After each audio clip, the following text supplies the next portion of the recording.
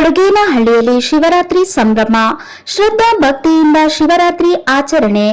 ಶಿವನಿಗೆ ಅಭಿಷೇಕ, ಬಿಲ್ವಪತ್ರೆ ಅರ್ಪಿಸಿದ ಭಕ್ತರು.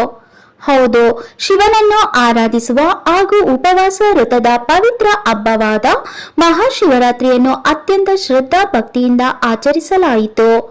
ಮಧುಗಿರಿ ತಾಲೂಕಿನ ಕೊಡುಗೇನಹಳ್ಳಿಯ ಶ್ರೀ ಕಂಠೇಶ್ವರ ಸ್ವಾಮಿ ದೇವಸ್ಥಾನದಲ್ಲಿ ಇಂದು ಮುಂಜಾನೆಯಿಂದಲೇ ಅಭಿಷೇಕ, ವಿವಿಧ ಧಾರ್ಮಿಕ ಪೂಜೆಗಳೊಂದಿಗೆ ಶಿವನಾಮ ಸ್ಮರಣೆ ಮೊಳಗಿದವು. ಶಿವರಾತ್ರಿ ಹಬ್ಬದ ವಿಶೇಷವಾಗಿ ಧಾರ್ಮಿಕ ಪೂಜಾ ವಿಧಿವಿಧಾನಗಳು ನೆರವೇರಿದವು. ಇಂದು ನಸುಕಿನಿಂದಲೇ ಮಹಿಳೆಯರು, ಮಕ್ಕಳು, ವೃದ್ಧರು ಸೇರಿದಂತೆ ಕುಟುಂಬ ಸಮೇತರಾಗಿ ತೆರಳಿ ಶಿವನ ದರ್ಶನ ಪಡೆದು ಪೂಜೆ ಸಲ್ಲಿಸಿ ಆಶೀರ್ವಾದ ಪಡೆದರು. ಮುಂಜಾನೆಯಿಂದ ಪಂಚಾಮೃತ ಅಭಿಷೇಕ, ರುದ್ರಾಭಿಷೇಕ ನೆರವೇರಿತು. ಬೆಳಗ್ಗೆಯಿಂದಲೇ ಭಕ್ತರ ದಂಡು ಕಂಡು ಬಂದಿದ್ದು ವಿಶೇಷ ಪೂಜಾ ಕೈಂಕರ್ಯಗಳು ನೆರವೇರಿದವು.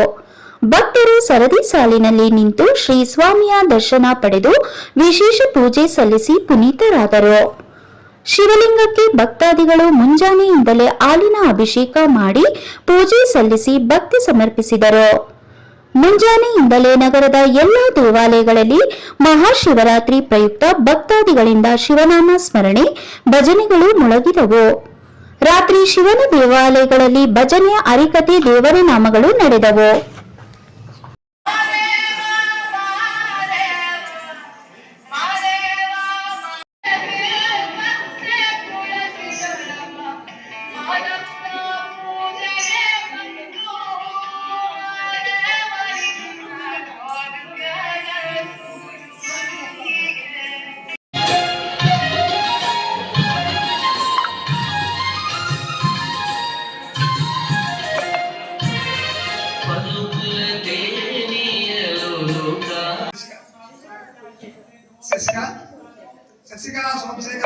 ಮಧುಗಿರಿ ನ್ಯೂಸ್ನಲ್ಲಿ ಯಾವಾಗಲೂ ಲೈವಲ್ಲಿ ಇರುತ್ತೆ.